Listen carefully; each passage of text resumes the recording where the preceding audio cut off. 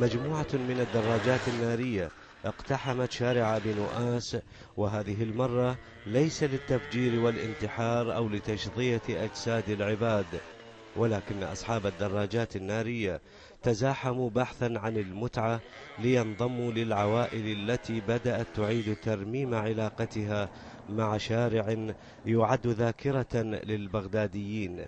وأبرز ما في الأمر هما غفران ودعاء اللتان اصطحبهما والدهما للمشاركة في إحياء متعة أفسدها العنف. غفران عبرت عن فرحتها: أدرس وأخلص وأروح يا أبوي أطلع الكرادي. إيه. تمشي السوق بالشوارع. إيه. هم يضايقوش؟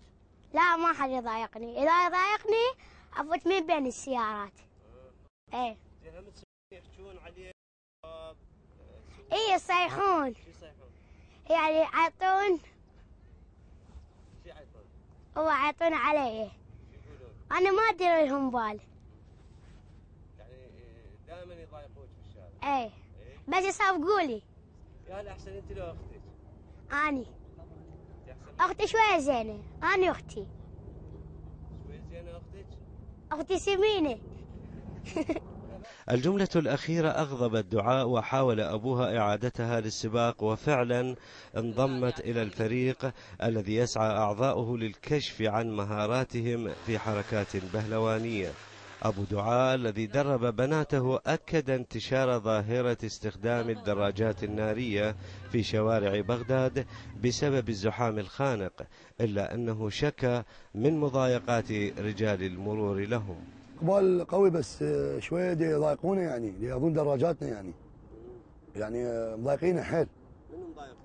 هم المرور. اي يعني وين ما تمشي ياخذون دراجه مالتك.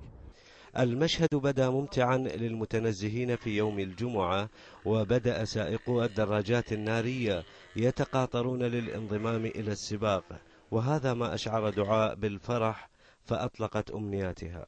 أتمنى يصير أمان بالعراق حتى كلهم يركبون موتورات. عودة الهدوء التدريجي للعاصمة بغداد جعل البغداديين يفتشون في ثناياها عن مساحات للمتعة، كما فعل حسن وبناته. من مهنة إلى هواية تحولت سياقة الدراجات النارية عند حسن وبناته، وهي فرصة لاكتشاف المتعة في شارع أبي نؤاس الذي فتح أبوابه لاستقبال زواره. من شارع أبي نؤاس، فلاح الذهبي، الحرة، بغداد.